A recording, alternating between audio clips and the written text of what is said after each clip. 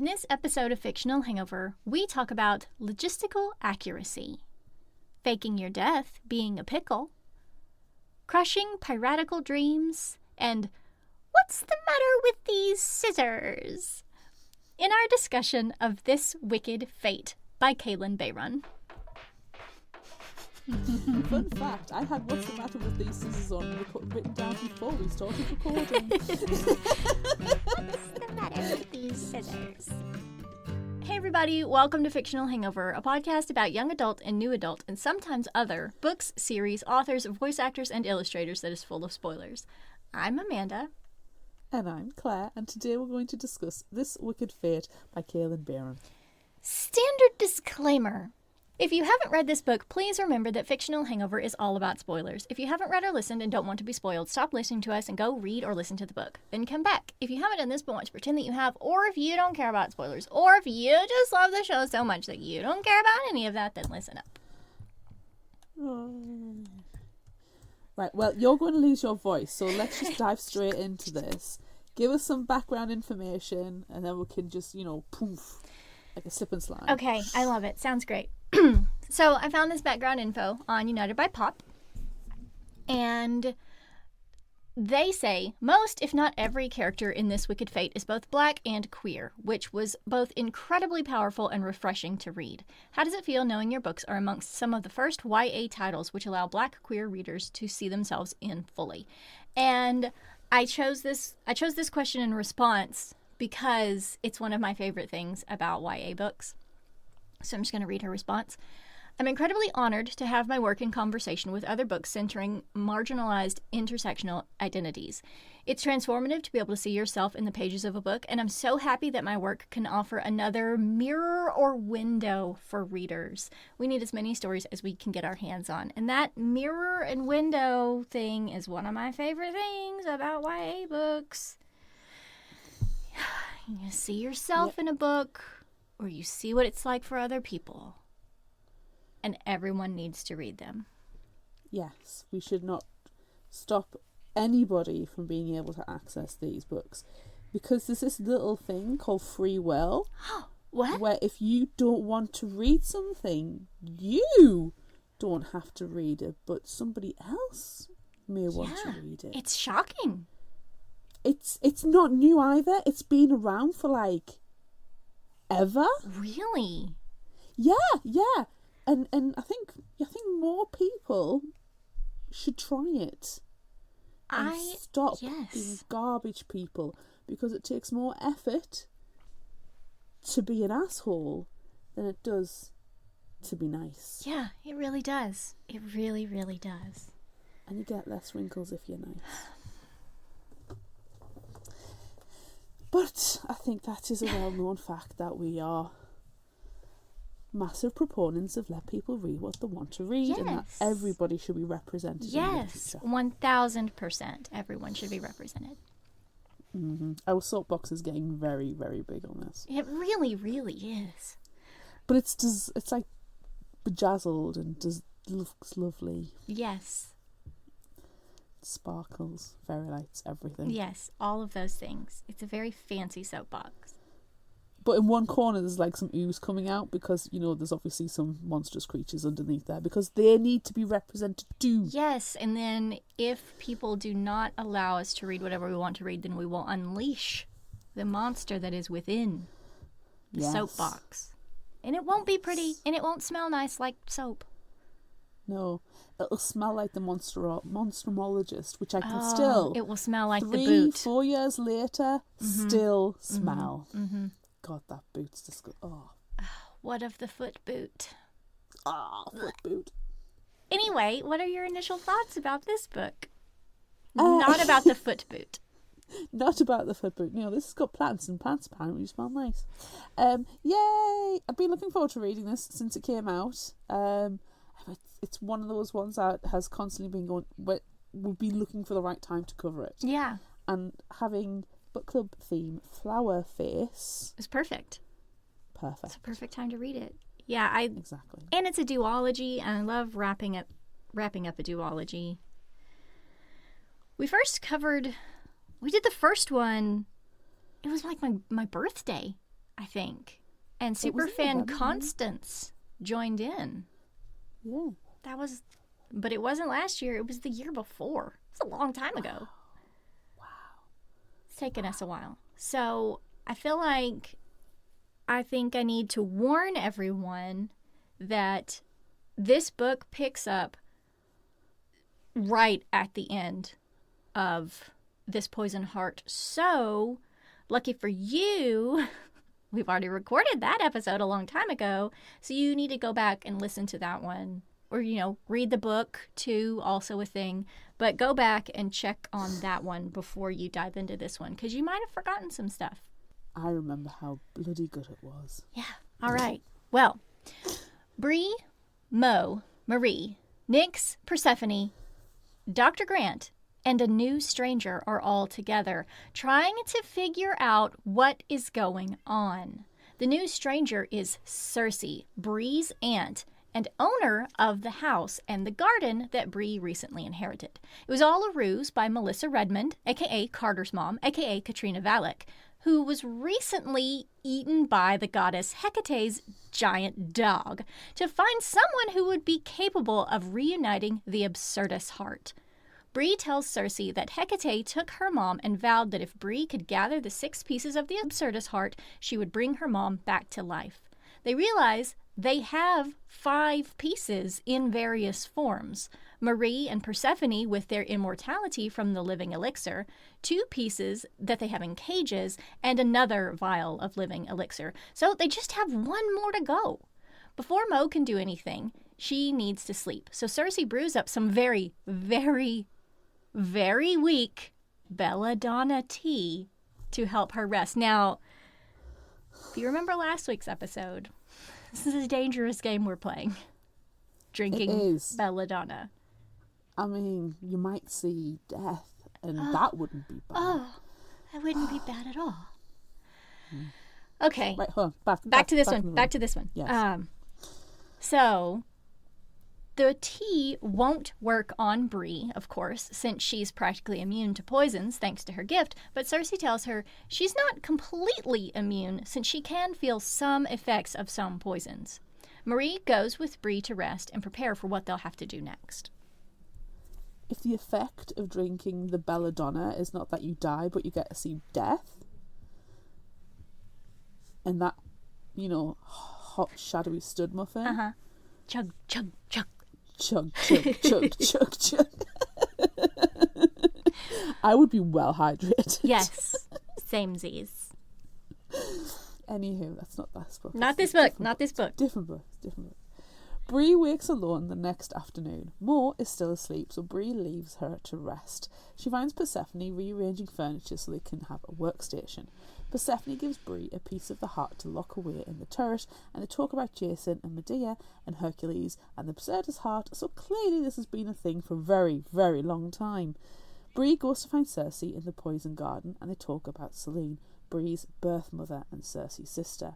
They didn't want Bree to fall into the family troubles, which is why Selene put her up for adoption. They knew that eventually someone would come looking for the heart and its powers of immortality. They talk about the last piece, the mother piece, from which all others grow. That's the one they'll have to find. Circe talks about another piece of the Absurdus, the resurrection stone, and makes it grow. Bree worries that Circe doesn't want her involved since she was put up for adoption, but Circe and Selene only wanted her to be safe. Back at the house, the group discussed the history of the pieces of the Absurdus heart back through the ages and how Jason's family has always wanted it. They decide that the only place the last piece could be hidden is Aea, but that's just a story. Surely that island doesn't actually exist. Obviously it does. Bree asks, since she saw Hecate, if any other gods or goddesses might be around and offer to help, but Circe and Persephone don't think so. Mrs. Redmond mentioned something that seemed to refute that, so Circe decides it could be possible.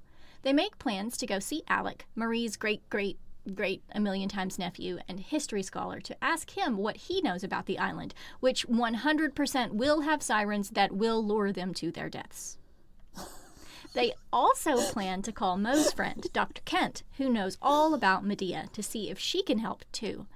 Marie remembers having a piece of pottery at one time in her long life that might be a clue, but she let someone have it to return it to its rightful owner like Indiana Jones, but they never gave it back.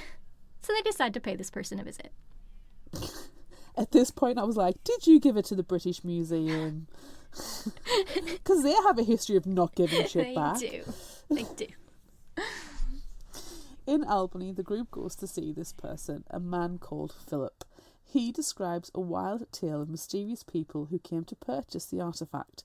He doesn't remember any of their encounters, so they must have drugged him or something, but he remembered waking up to a pile of cash on the table and the artefact and the mysterious buyers gone.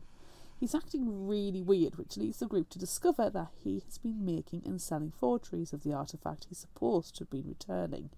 They find the original piece of the pottery, video call Alec, and together they realise it marks a place in the Black Sea, so it looks like they're taking a trip. Is it possible that the mysterious buyers are on the same hunt that they are? Was one of them Carter? Ooh. They go back to the house and argue about who's going to the island to find the Mother Absurdus heart and bring Tandy back. Mo insists that she will go and Bree will stay behind. Cersei tells Mo she can't go because being in such close proximity to the heart will likely kill her. As they argue, Mo takes a step outside for a breather but returns immediately and passes out. Cersei and Bree are wrapped in protective vines, but then Nyx and Marie come in, talking about a very massive pet of Nyx's who has just arrived. On wings. It's a griffin, and his name is Roscoe. Back inside the house, Cersei plans to meet Dr. Kent, Mo's museum friend, who she doesn't believe is innocently involved in the entire situation. How is it possible that someone who knows so much about Medea is friends with Bree's moms? It can't be coincidence, but maybe it's fate. Ooh. It's definitely fate. Or one of them anyway. After arriving at Dr. Kent's museum and being shown a piece of jewellery that is definitely an ancient family heirloom, Marie gets mad and Indiana Jonesy again. I want to get Indiana Jonesy. Me too. But then Dr. Kent takes them on a long elevator ride into what feels like the depths of the earth and reveals that Cersei is correct and she is Clotho. She pulls her sisters, Atropos and Lachesis, from a sewer-like pool and tells them about the threads of fate she has woven for the children of Hecate. Now and how she's surprised that the descendants of Medea and Jason have survived as long as they have. There are some vague threats and scissor-snapping sounds, but it seems that the fates cannot cut the threads of life just left. Please insert Amanda's impersonation. What's the matter with these scissors? It's the whole time. Just constant Disney. Back at the house, Cersei begins gathering supplies while Mo freaks out over everything that's happening, but ultimately decides to just go with it. Cersei shows Bree a really cool apothecary on the go kit she has full of hundreds of vials of any sort of plant she might need. She pulls a tiny flake out of one of the vials and asks Bree to make it grow. After a moment, she's able to, and Cersei knew she'd be able to do it. She promises to teach Bree everything she needs or wants to know because she knows what it's like to grow up with this sort of power and the pressures of keeping it concealed. Bree isn't sure she can fully trust Cersei just yet because Carter and his mom were really nice and protective of her, and they betrayed her. But Cersei understands that too. Cersei wants to convince Mo to let Bree go with her to the island because she deserves to be there to bring her mom back to life. As Bree gazes out the window, thinking about everything that's happened, she hears Persephone and Marie arguing. Persephone wants Marie to be truthful with Bree because she knows they have feelings for each other, but she also knows that they're all gonna die. Womp womp. That is not at all what you want to overhear. No. Bree asks Marie what is going on, and she says they're definitely not going to die, and that Persephone is just a pessimist. She's just a glass half empty kind of gal. She is. Later, Cersei decides that they need to talk to Lou and the Undertaker from book 1, because it's odd that Mrs. Redmond knew so much about Bree and the rest of the family. Lou tells him that she offered him immortality with his absurdist heart for any information he could provide, and that she is on her way to a lighthouse. Cersei knows what lighthouse this is, the Great Eye, the same one that Zeus created to see everything from. Cersei asks Marie if she's made travel plans for them because they really need to get on their way to finding the island Aia, but she admits it's going to take her at least 2 weeks to get everything in order. It's not like they'll have real active passports, since most of them are supposed to be dead or way older than they appear. Marie says it would take her at least 6 months to get a trip like this planned, so 2 weeks is going to have to do. I'm sorry, but have you ever heard of a package holiday? You go down the travel agents, you point at the board and say, I'll have that one please, and you're off. You're off. Package holiday. That's really nice. We should do that. While they're making plans and preparations, Bree gets a phone call from Carter, so she excuses herself. She does not want to talk to him. He was supposed to be her friend, yet he betrayed her. But he tells her that he and his family are going to get the last piece of the heart, and when they do, Bree and her family need to hide because his family hates hers. After the call, he sends a text with the name of a town off the Black Sea, Abana. When she returns, Isaac and Lucille, that Bree helped in book 1, plus Dr. Grant, have arrived. Isaac shows everyone a concoction that Bree helped him make from wolfsbane that makes him become invisible. It's really cool, but it also makes Bree wonder, is that why no one has found the island that they're looking for? Has someone made it invisible too? It's possible, after all. You know, the original Cersei and Medea did live there. That night is a new moon, and not much time remains for Thandi to be resurrected. Persephone asks Bree if she can have use of the poison garden that night, and Cersei tells Bree that that's the night that people typically make sacrifices to Hecate. Bree decides she wants to make an offering of her own, so she sneaks out to the garden to gather some black flowers, but while she's there, she hears Persephone talking. Cersei sneaks up too, then confronts Persephone. They overheard her saying, "Let it be me," which worries Cersei. Does Persephone think they will be successful in their quest and offering herself as a sacrifice? Well, we already know she's being a glass half empty person. Yes, so... the glass is half full of dead people. Yes. So, a week passes and it's finally time to go. Bree has to trick Mo because she doesn't want Bree to get hurt on this quest, but obviously she has to be a part of it. Cersei tells her that Nyx will arrive to pick her up at midnight. Bree sneaks away from a snoring Mo outside as midnight arrives. Instead of seeing a vehicle, Nyx arrives on Roscoe, who screeches into the night, obviously waking Mo. Vines grow around the house, keeping her inside, as Bree jumps atop the griffin and soars into the night. I think I would have picked a different mode of transportation. Because... Well, I think Roscoe is a perfectly acceptable mode of transportation. But maybe, give Roscoe a treat. Yeah. So they don't screech your mum awake. Just a little bit of forethought. Bree and Nyx land at the airport and are greeted by Marie, Cersei and Persephone. Nyx is staying behind with Mo, but the rest are soon off on a long private flight to find the island of Aia. On the way, Marie talks about how she became immortal when a close friend of hers, with the same plant powers as the others, gave her an elixir as she was dying from a long illness. The elixir was made from the absurdist heart, and she was able to hop right out of bed, stronger than ever, though she feels like a monster because of it. Bree assures her that she's not, and they kiss. When they arrive, they ask around about a lighthouse, even though they can see with their eyes that there is not one. And a townswoman tells them one of the few towns over, there is one, and it's a tourist trap because you can't actually visit it. She also mentions that there was another small group of people who recently arrived asking about it. Well, That's obviously the Great Eye and where they need to go. At the island, they meet a grizzled old man who tries to turn them away, but when they insist on staying, he is revealed to be Hermes. Of course. He let Carter look through the Great Eye and lets Bree look through it too. Carter wanted to see if he and Bree would have any sort of relationship after this journey ends, but the Great Eye cannot see the future. Bree sees her mother, and with only 5 days left before the end of Hecate's bargain, she hopes she'll be able to see her again soon. Hermes decides to let them use a boat to get to Aea, which he did not offer to Carter and his mother, and offers a place for them to rest. He asks Hecate about keeping Thandi hidden from Hades and suggests that they don't want to have to deal with him.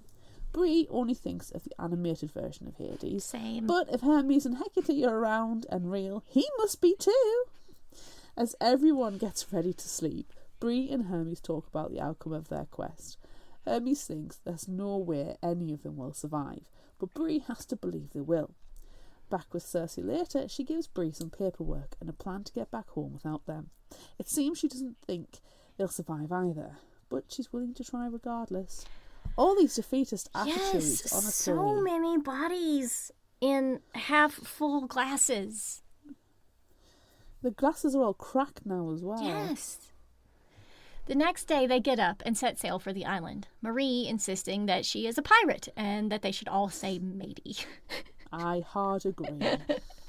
Persephone hints that she's actually been a pirate before and that no one actually says that.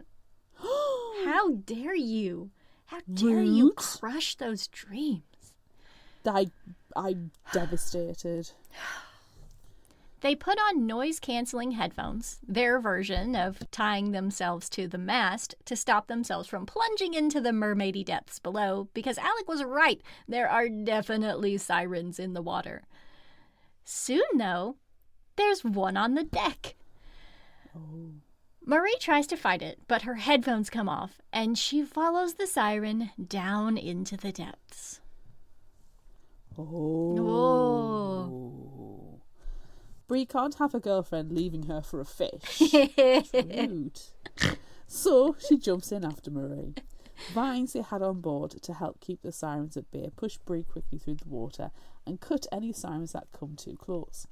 Luckily, with the help of the vine, Bree is able to reach and rescue Marie, and the vines pull them back into their ship. When they get there, they realise they can hear something else, and that the sirens have gone away. Oh, what scares a siren? Oh no. They look up and see an island that wasn't there moments ago. Persephone takes the dinghy and rows ashore. She comes back after talking to a figure they can see on the beach to gather the others, and together they all go to Aea, where they are greeted by the real Persephone, who is playing Orpheus's lyre from ancient myth. Oh. Real Persephone tells them that another group came ashore on the other side of the island, but something destroyed their ship, and only 4 people made it to Aea. One of them, a young man, but they could all be dead by now, as far as she knows. Bree kind of hopes that Carter is still alive because she wants to know why he hurt her. Real Persephone tells them to rest and that she'll play the sirens away again in the morning when they leave. Bree uses Circe's apothecary supplies to grow an avocado tree, and they eat and rest. Oh, I'd be gutted. Avocados. Ugh. Ugh.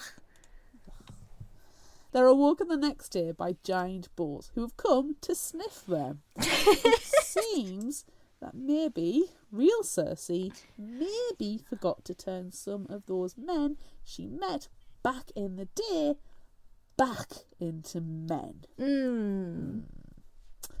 They probably deserved it. Probably.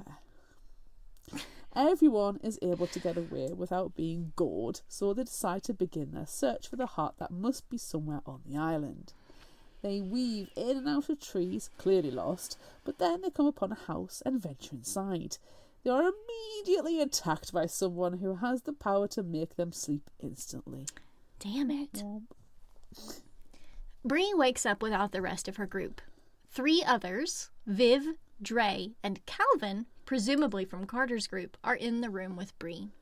Bree tries to escape, but Viv keeps knocking her out with her sleep ability. When they're finally able to talk, Viv, Dre, and Calvin tell her that Katrina, or as Bree knows her, Mrs. Redmond, is dead because of her, and that she was their sister. When Bree asks about Carter, they assume he's probably dead too, and Bree doesn't know how to feel about that, though he did let her mother get poisoned and die, so she doesn't feel too bad. Bree had the invisibility elixir and the elixir of life in her pocket, but Viv has them now and knows which one will give her immortality. She asks Bree which is which, and Bree tricks her into drinking the invisibility elixir instead of the immortality one, and she starts vanishing and retching. You're not supposed to drink the vial to become invisible, so it's possible that she'll die from it since it's made from wolfsbane. Fingers crossed! Viv, Dre, and Calvin take Bree out of the house so she can help them acquire the last piece of the Absurdus heart. And Bree willingly goes along, though zip-tied, because today is the last day she can save her mom. They tramp through the trees toward a huge wall in the centre of the island, but Viv and Calvin aren't doing so well. Calvin must have been poisoned by something on the island, since pretty much everything there is poisonous, and Viv's invisible wolfsbane is really good. Soon enough, Marie, Cersei and Persephone appear and take out Viv. Then Carter shows up and frees Bree from her restraints. Before they could kill Viv, she managed to put Cersei into a deep sleep, which now, unless they figure something out, she'll never wake up from. Bree spots some clover and tries something she's never done before. She takes the knife out of it, reducing it to a pile of nitrogen-rich ammonia, and uses it as smelling salt to wake Cersei.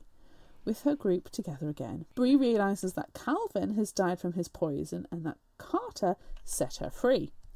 Dre is pretty terrible and yells at Carter for being weak, but Carter wants nothing to do with his family anymore. They've killed so many people to get where they are, to try to achieve immortality. He doesn't want that. He just wanted his mom to be proud of him, which Dre reveals that she was not. Damn! What a bunch of assholes! They're so terrible. Kicking somebody rather down. His mom's freaking dead. Jesus. Persephone breaks his neck, gets better, and tosses him into the undergrowth as Bree binds Carter with vines. Wow. Bree, Persephone, Cersei, and Marie continue into the walled center of the island, where they find Medea's resting place and the Mother Absurdus heart. Bree pulls the living elixir from her pocket that she took back from Viv and wonders about putting the pieces of the heart back together. While she's doing that, Cersei begins to cry, and then Marie comes over to tell Bree how amazing she is and that she's happy she spent some of her immortal life with her. Bree doesn't understand, but when she sees Persephone and Cersei hugging and crying, she realizes to put the Absurdus heart back together, Marie and Persephone have to return their parts of it that they took. They have to give up their lives. They cut their palms and begin to bleed. The Absurdus heart begins to beat and vines twist out from it, pulling the blood from Persephone and Marie. With all the pieces reunited, a body, large like a god's, begins to emerge from the soil. It is Absurdus, rescued and resurrected. He asks where he is and where his sister is, and they manage to gesture to Medea's grave. He understands that she's been dead for a long time, but now here he is, alive again. Not long after, a large hound appears, followed by Hecate. She revives Marie, but when Cersei asks her to revive Persephone too, the goddess tells her that Persephone made her sacrifice knowing what it would mean. Bree remembers when she encountered her in the poison garden talking to Hecate. The goddess tells them that with Persephone's sacrifice, Marie was able to be restored. She also tells them that with the Absurdus' return, he's now able to go peacefully into the underworld, which means someone else can come back from there. Vandy.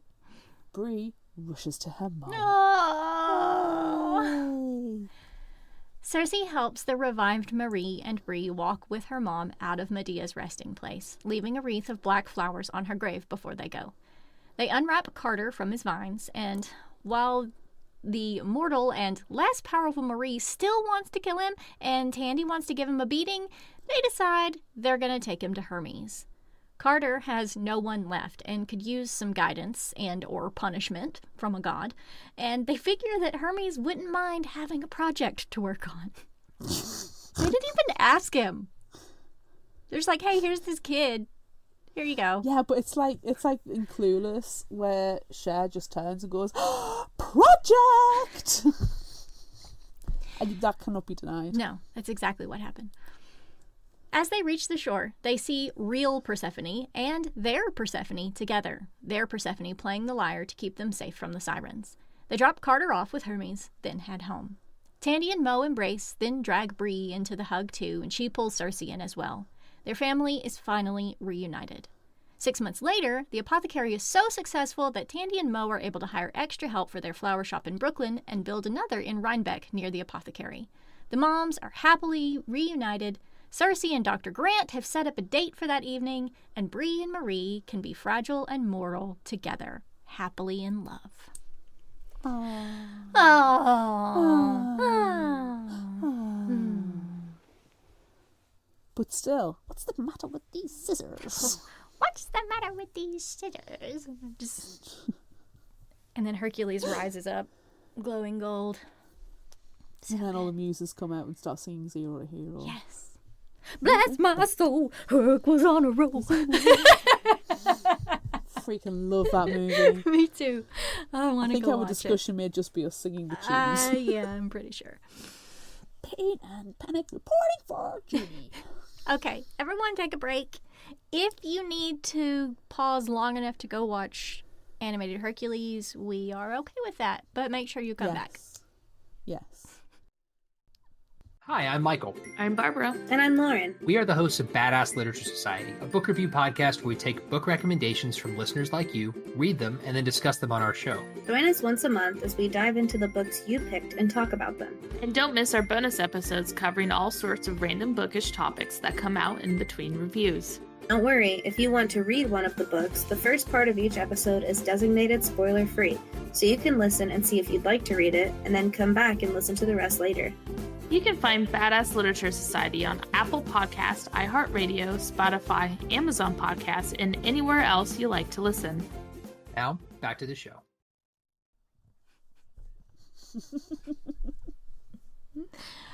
Okay.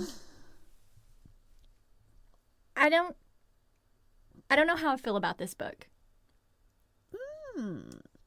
Because Sames. I'm skipping ahead to my surprise right now. I was not expecting it to be so mythological. Yes, thank you. I feel exactly the same way. It was weird. Yeah, and not tonally completely different to the first one. And that's not to say that I didn't enjoy it. Like, I liked them going on a quest and meeting Hermes, and the real Persephone is there, and, you know, all of this stuff happening. But I was expecting it to be, you know, Bree poisoning people or helping people with poisons and working at this apothecary and stuff like that. I was not expecting it to take this turn. And I think if I had been in a different headspace, if I had known that that was going to happen, I probably would have liked it better. But I was just it was so different. It was like a completely different story, like you said. And I don't know how I feel about that. I 100% agree. Like 100%. As I was listening to it, and then all of a sudden, it took them freaking forever to get there, but they're in Greece, and I was like, okay. And then as soon as they were in Greece, it felt like a different book. Yeah. And I was, if I'm honest, a little put off by it. I had to, actually, because obviously listen to the audiobook, I had to go back about a chapter and re-listen to a chapter just to perfectly understand the transition. Yeah. It was hard. It was like jarring. Yes. But even so, knowing that they're going on this quest, which is fine, go on a quest. I think it's expected in this book that there is going to be a quest. Yeah. But it almost felt like the writing changed a little bit as well, and the characters kind of felt different. I don't know, it felt like two books in the same cover, and yeah. I didn't gel with it. And again, I think you're right. I think headspace wise, I possibly wasn't in the most engaged place for it. I wasn't prepared to read a mythology book. I was prepared to read a flower face book. Yeah, I was prepared for witches and herbs and flowers and poisons and a garden. Yeah. Not sea bitches, Disney references, which I loved. Yeah. And lots of mythological characters. To the point, sometimes it felt like there was too many people in play at once. Yes. And it was getting a bit confusing. Yeah, I'm glad they left Mo at home with Nyx, because if they had also been involved, I would have had trouble keeping up where everyone is and what everyone is doing. So at least they left them at home. But then we added in Carter's family, which, we've never met them before. No. But, they were only in for a few minutes and then they all died, which was fine because they deserved it because they were terrible. But yeah, I wasn't expecting the Greekiness of it. But I did love, and it's probably my favorite part, was all of the Disney references. And, you cannot tell me that Marie was not trying to be Indiana Jones. Oh, completely, 100%. 100%. I just I wanted her to say, "It belongs in a museum." But she didn't. I think that was one of the good things. And Kalynn Bayron really does pop culture references She really does, well. yes. She has her obvious moments, like the slap in the face pop culture references. Yes. But then she's also very subtle with them. Yeah. And it's the subtle ones that I really appreciate, because it means that, she knows she knows that she knows that. Yeah. I wish that there had been some opportunity for Marie to say, "Why did it have to be snakes?" and just quietly turn her into Indiana Jones in the background.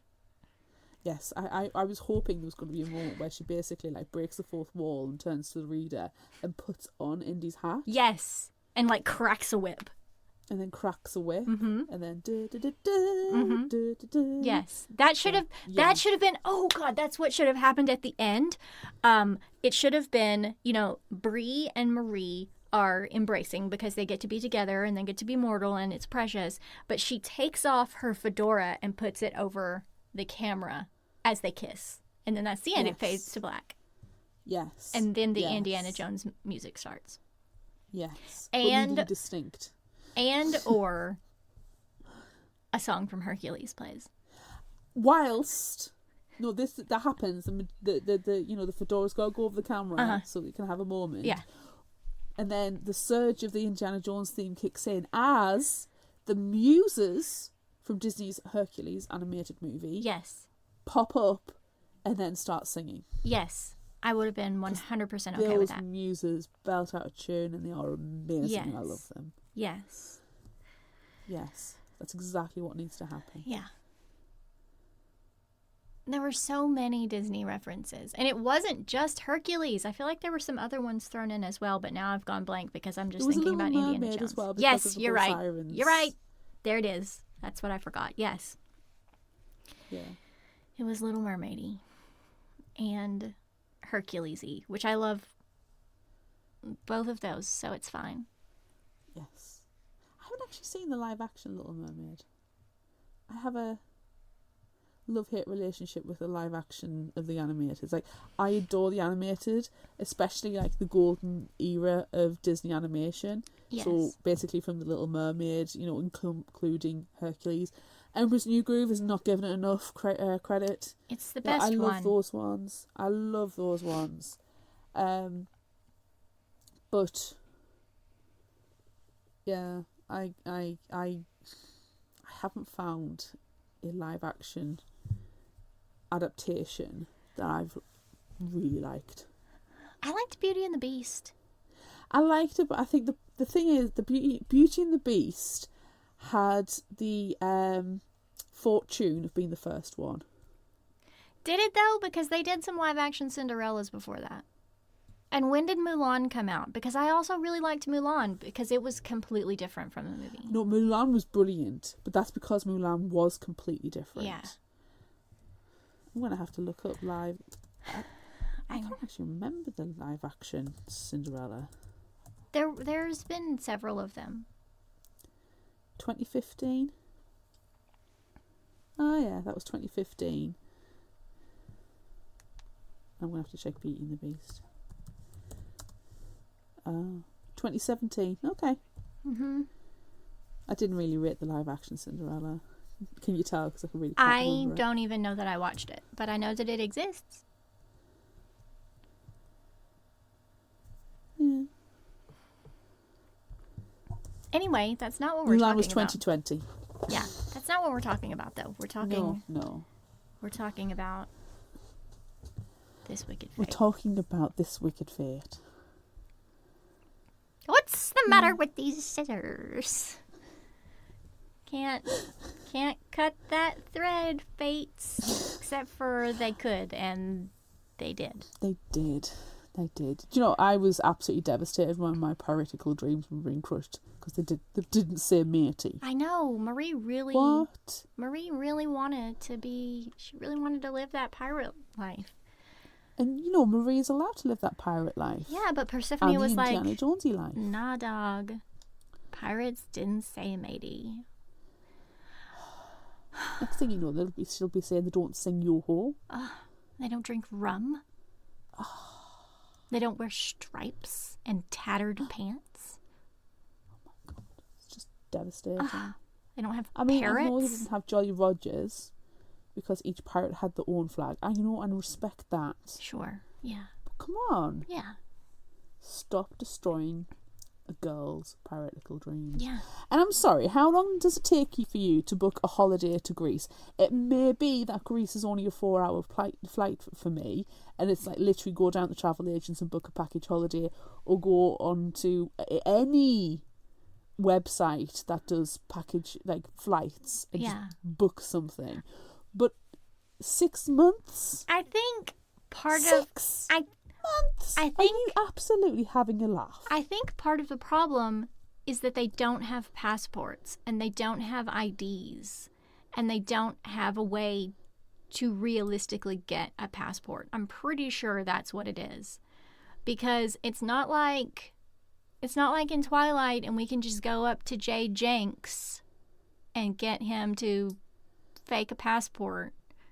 Bravo for bringing it back to Twilight. Thank you. Again, Proud of myself. Proud of myself for that one. It's not like we can do that in this world for whatever reason. So I really think that's the issue.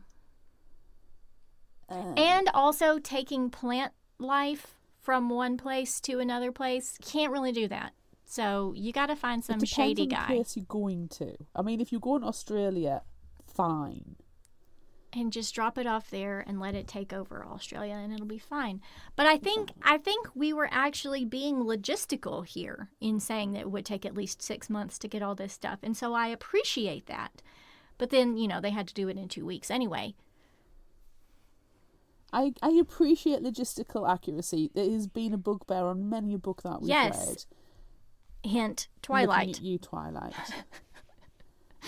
Very specifically. Yes. But I still insist they could have just booked, like, you know, get an EasyJet, package holiday to Greece. Not difficult. They're making a mountain out of molehill. And these are mystical, magical, godlike beings, and you're telling me they can't fake an ID? They're freaking immortals, but they don't have an ID. Nah. I'm suspending my disbelief for a short period of time because, it's about, poisons and witches and magic and gods and Greek mythology. But you're telling me that these Greek gods don't have ID. Yeah, that is something that I don't believe, at least with Circe and Persephone. Although Circe was dead, so she has faked her own death, so that is also a pickle. Faking your death is a pickle. Yes, faking your death is a pickle. Oh. So, but I will at least say I am surprised that Persephone doesn't have it together enough to have a proper ID. I don't know, though. I applaud Marie for getting it all done eventually. I think she was probably my favorite character. I'm pretty sure she was my favorite character from the first one. She's pretty badass. Yeah, I do like Marie. I like her quite a bit. Yeah, I do like Marie. I like Roscoe.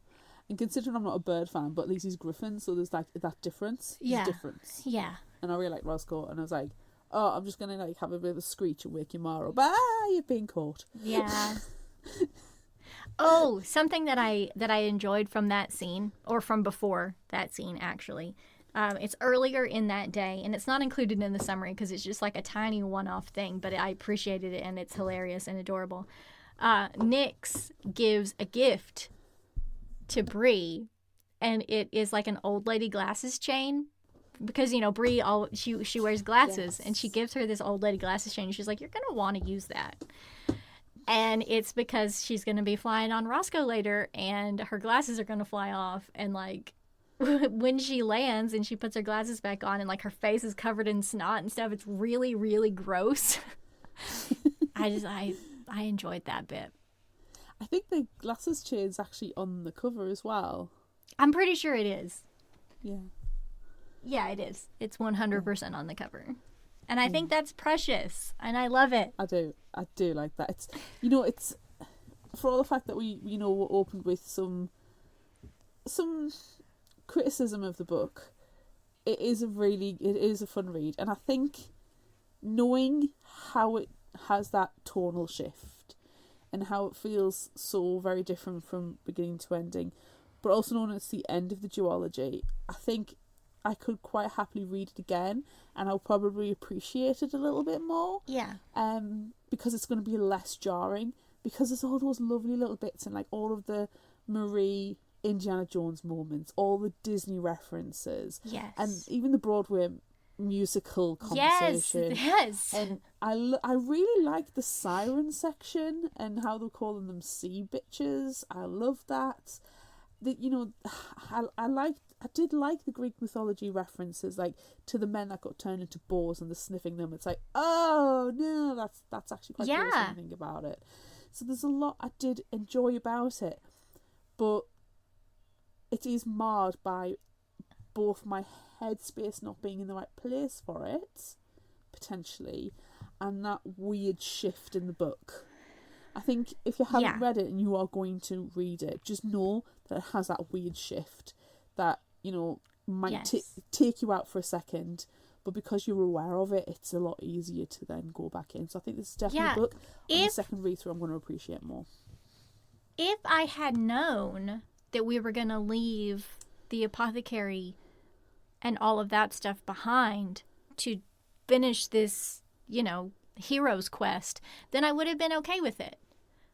But I didn't know, and that's because we tend to not really look into things that we really, really want to read, so we can go in spoiler free, since we spoil things for everyone. We don't like to be spoiled ourselves. So I think we are the spoilers, not the spoilees. Yes, so I think that's probably why. Potentially, yeah. Yes. But I do like it, and I really like Kalynn Bayron's writing style. Like, she's very... it's so accessible. Yeah, she's very talented, and I do like it, but it's not what I thought it was going to be.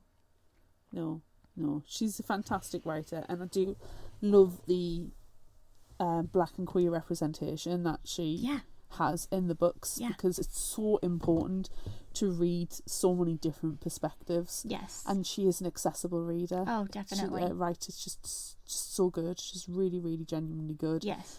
So yeah, I think we recently read she looks at her bookshelf because she can't remember the full title. You're Not Supposed to Die Tonight. Yes. In October, and that was really good, and very similarly so good in terms of the pop culture references and the accessibility and the representation in there. She's fantastic, you know, and she's got so many more other books out there. She's got a middle grade book called The Vanquishers. Yes, I want to read that one. It's about vampires as well. I want to read that one. I did buy the nice edition for my niece's birthday because I was like, you need to have this because Kalynn Bayron is great and it's got vampires and it's got sprayed edges, so there is nothing wrong with this book. Anywho. But yeah, okay. Shall we jump into Would You Rather? Yeah, we should. Yeah, let's move on. Let's move on to Would You Rather. We asked on social media, would you rather learn your history from Disney movies or Broadway musicals? I am not surprised by these results. 69% on Facebook are learning Disney from Disney movies. On Instagram, it was 90% from Disney movies. And on TikTok, it's 70% from Disney movies. Excellent. Katrina on Facebook said, I enjoy both, and they both have catchy songs, but I think Disney would be more digestible. Emily on Facebook says, I enjoy both too, but Broadway musicals would be able to show ancient Greek history more thoroughly than Disney can.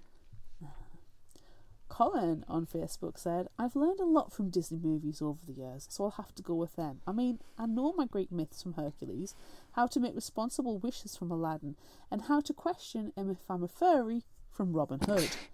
Broadway musicals have taught me that most things can be worked out with enough spontaneous and coordinated song and dance routines. This is a valuable lesson, but I believe it's the only one that Broadway can teach, whereas Disney continue to educate with each movie.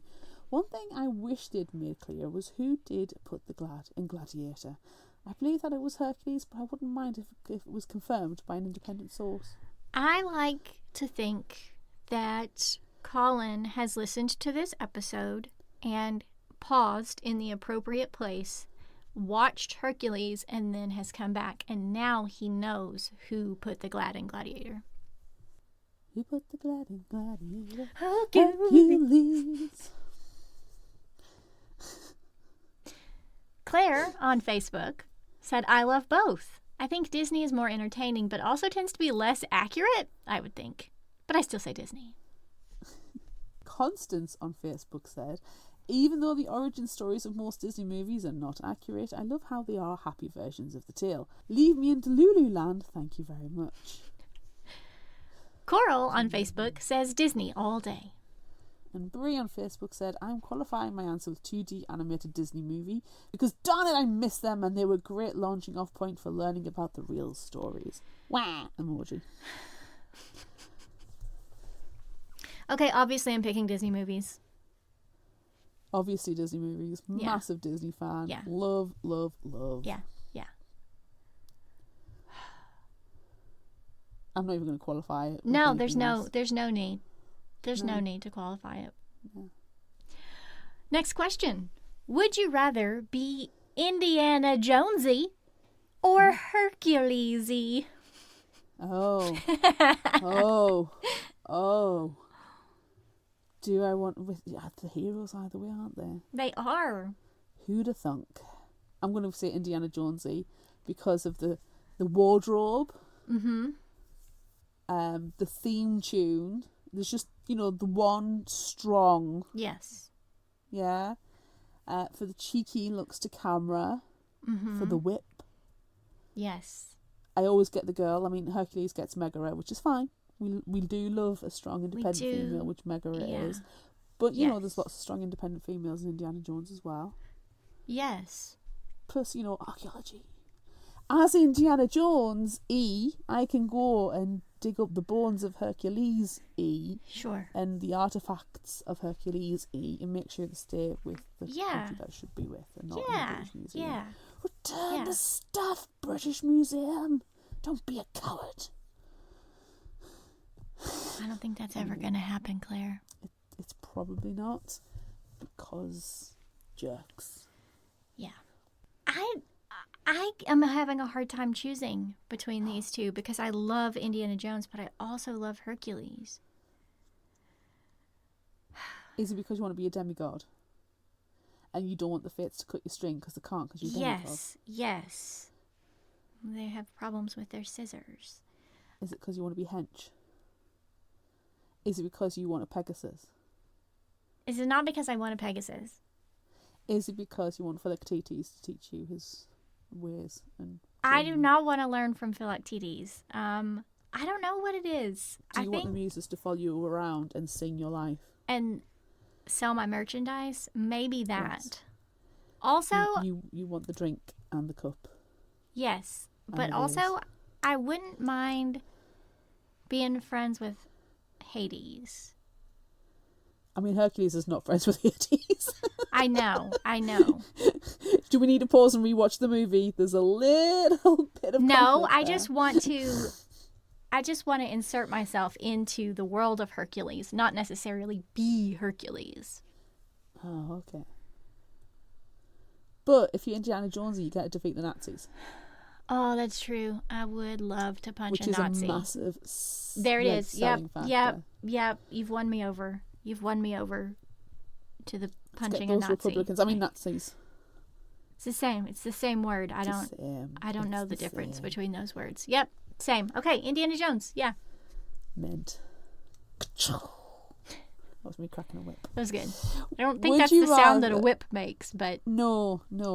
I once had a bullwhip for a costume, and I can't remember what the costume was at all. But I bought it from the costume shop, and I went to work, and this is when I worked at a call centre. It was back when I was like 18. And I went to the call centre. I worked on nights. I worked like 5 till 11, and we were sitting in the canteen having our break. And there was literally 6 of us in there because the canteen was closed at that time at night at like 9 o'clock. And they're like, Claire, what have you got in your bag? And I was like, oh, it's a bullwhip. And they're like, why have you got a bullwhip? Please explain. I went, oh, I'm going to a costume party. I cannot remember why I had this bullwhip. And they were like, okay. So I got it out and I just cracked it, but I did a perfect crack first time. And you know when you just like, mad skills. Never been able to do it since. But I have that one memory of being able to crack a bullwhip correctly. Anywho, next question. Would you rather be a mermaid or a siren? Even though I cannot sing to save my life, I would rather be a siren because they're evil. Yes, I want to be a sea bitch. Yeah. 100%. I always pick the bad guy. Yeah. Plus the mermaid's the wrong way around. Right. Doesn't make any sense. Why would you have a person head and a fish tail? Doesn't make any sense. Oh, that... Correct your mistakes. That reminds me, I did really appreciate the scene where the siren comes on board the ship and she's like flopping around with her tail. That's just what I thought of. I thought, oh man, what if she had a fish head and a lion body? Yes. Like anglerfish head with all the sharp pointed teeth. Yeah, that would be amazing. Yeah, that would be amazing. And then she'd be running after you. Yeah.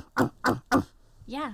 And she can run really fast because she has lion legs. And you wouldn't have to be too worried about it because her head is constantly pushed into the ground. Yeah.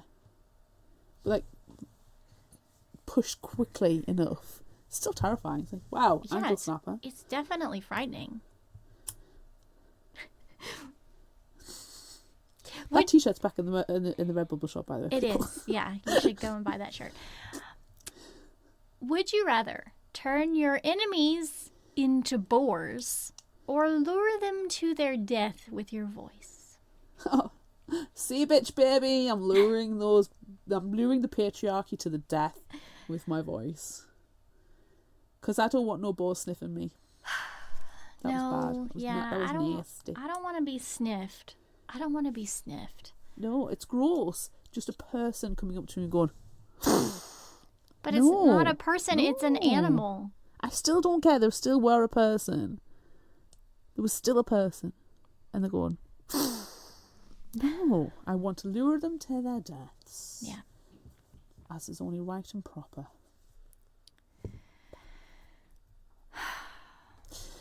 Would you rather... I didn't even answer that question. Oh, you did, didn't you? I bet you did. No. You said you didn't want to be sniffed. I thought you... Oh, fine. Oh, that was it? You thought that was my answer, is that I didn't want to be sniffed?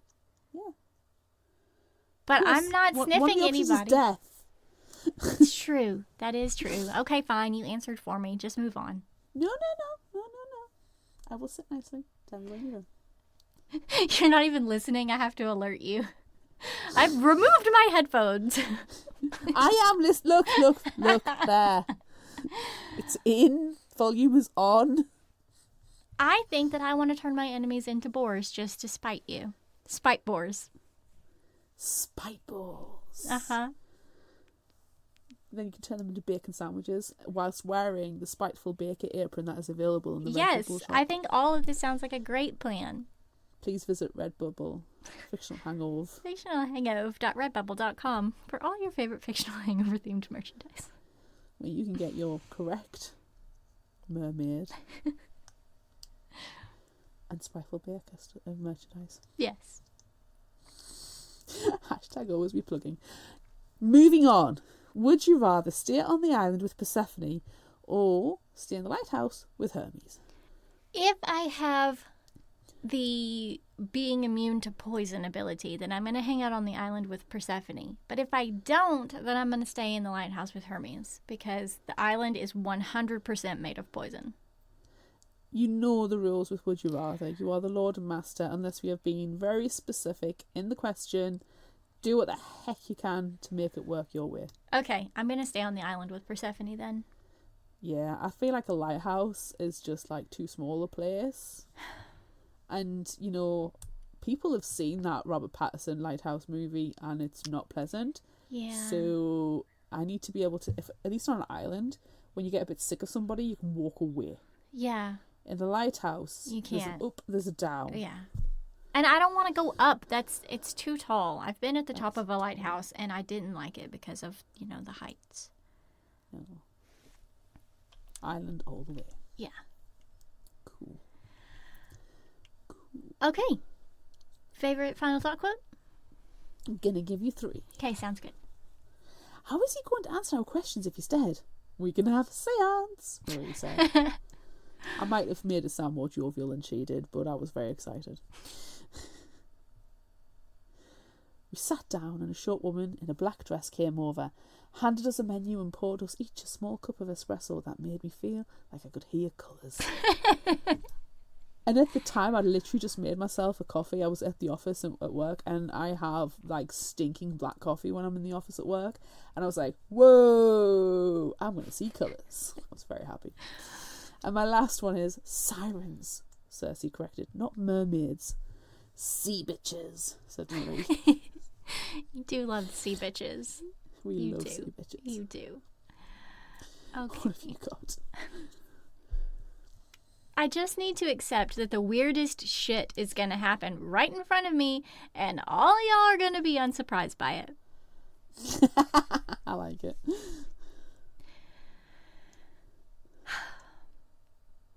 I get made into a monster, and I can't act monstrous every once in a while? That is terrible. You've been ripped off there. Yes. Okay, and finally, despite her precarious state of existence, she hadn't given up on being an asshole. Real life versus fiction, I know. Amanda. Is this you or is this the book? Oh, so good. Okay, if you liked this, try this. What are you going to suggest? I was very tempted to recommend another Kalynn Bayron book, like Cinderella's Dead is awesome for going like that. But instead, I decided to have a look on the internet. And Epic Reads had a mythological books list. Ooh, let's have a look on here, see if there's anything interesting. And there really was. And I was sold in the first 3 sentences. Okay. It's called Blood Scion by Deborah Fallet. And this is the summary from epicreads.com. This is what they deserve. They wanted me to be a monster. I will be the worst monster they ever created. Oh. If that doesn't sell you, let me continue. 15-year-old Sloane can incinerate an enemy at will.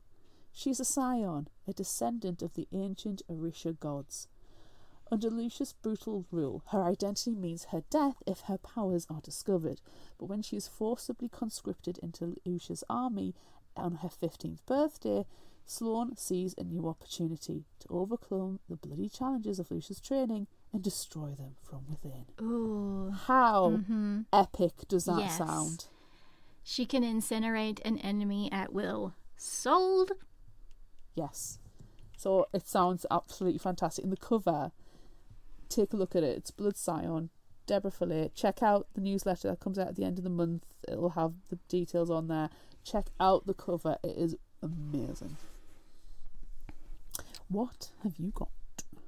I am going to suggest A Song Below Water by Bethany C. Morrow. You should look at the cover of that one too. I am on it. I'm on it right now. Okay. Tavia is already at odds with the world, forced to keep her siren identity under wraps in a society that wants to keep her kind under lock and key. Never mind, she's also stuck in Portland, Oregon, a city with only a handful of black folk and even fewer of those with magical powers. At least she has her bestie, Effie, by her side as they tackle high school drama, family secrets, and unrequited crushes. But everything changes in the aftermath of a siren murder trial that rocks the nation. The girl's favorite internet fashion icon reveals she's also a siren, and the news rips through their community. Tensions escalate when Effie starts being haunted by demons from her past, and Tavia accidentally lets out her magical voice during a police stop. No secret seems safe anymore. Soon, Portland won't be either. Sirens! Oh, that sounds good. Do we have any new and the spotlights? Yes, we do. It's called The Poisons We Drink by Bethany Baptiste, and it comes out on March 5th. So you've still got a little while to pre-order this one.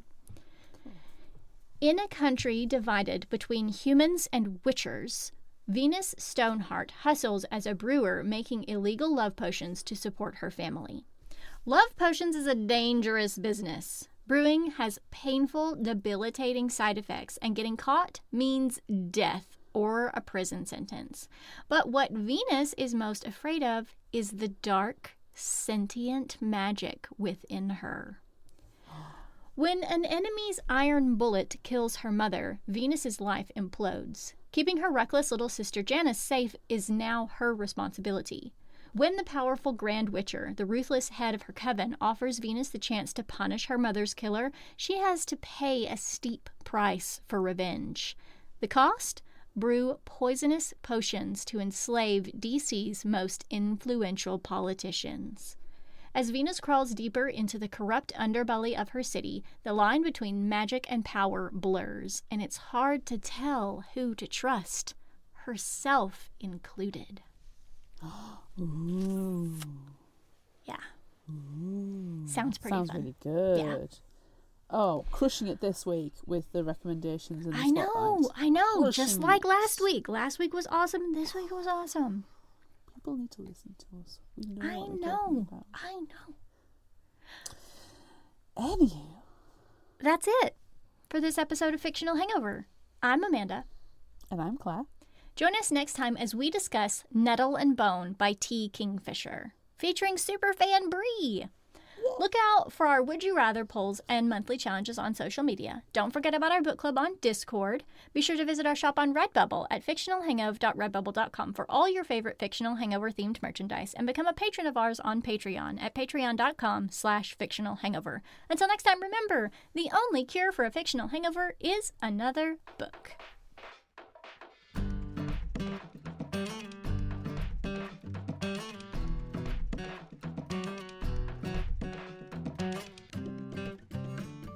You can find us at fictionalhangover.com. Follow us on Instagram, Threads, TikTok and YouTube at Fictional Hangover. And find us on Facebook at facebook.com/Fictional Hangover. If you like this episode, check out our others and be sure to rate, review and subscribe so you don't miss out. And finally, special thanks to Liz Emerson for our music. You can find her on Facebook and Patreon. Thanks for listening.